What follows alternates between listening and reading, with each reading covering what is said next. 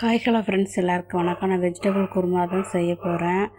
பட்டை கிராம்பு போட்டு தாளிச்சிட்டு வெங்காயம் போட்டு வதக்கிட்டு அப்புறம் தக்காளி பச்சை மிளகாலாம் போட்டு நல்லா வதக்கிட்டு அப்புறம் இஞ்சி பூண்டு பேஸ்ட்டு போட்டு வதக்கிடுங்க.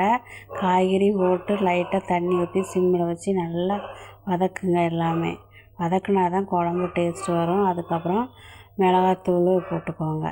வீட்டில் என்ன மசாலாத்தூள் வச்சுருக்கீங்களோ அந்த மசாலாத்தூளை போட்டு தண்ணி ஊற்றி நல்லா வேக வச்சுட்டு அப்புறம் தேங்காய் அரைச்சி ஊற்றுங்க. தேங்காய் கூட 2 தக்காளியும் அரைச்சி ஊற்றுங்க.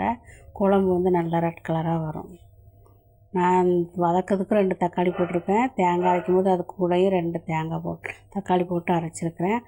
அப்புறம் தேங்காவை அரைச்சி ஊற்றிட்டு தேவையான தண்ணி ஊற்றி உப்பு போட்டு நல்லா வேக வச்சுருங்க. பாருங்கள், குழம்பு நல்லா கலராக நல்லா வெந்து வந்துடும். பாருங்கள் எவ்வளோ அழகாக வந்திருக்குன்னு பாருங்கள். வெஜிடபிள் குருமா தான் நான் செஞ்சுருக்கிறேன்.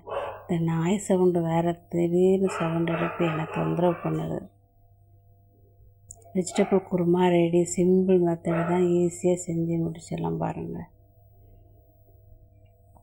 இன்றைக்கி கொஞ்சம் அதிகமாகவே செஞ்சாச்சு. நான் கோஸ் பொரியல் தான் செஞ்சுருக்கிறேன். கோஸ் பொரியல் வந்து உடம்புக்கு ரொம்ப நல்லதுன்னு சொல்கிறாங்க. ரத்தத்தை வந்து சுத்தம் பண்ணுமோ, அதனால் அடிக்கடி கோஸ் பொரியல் செஞ்சு சாப்பிடுங்க. வெயிட் லாஸ் பண்ணணும்னு நினைக்கிறவங்களும் கோஸ் பொரியல் வச்சு சாப்பிடுங்க. கேரட் பீன்ஸும் உடம்பு வந்து வெயிட்டை குறைக்குமா, அதனால் கேரட்டு பீன்ஸு முட்டைக்கோஸு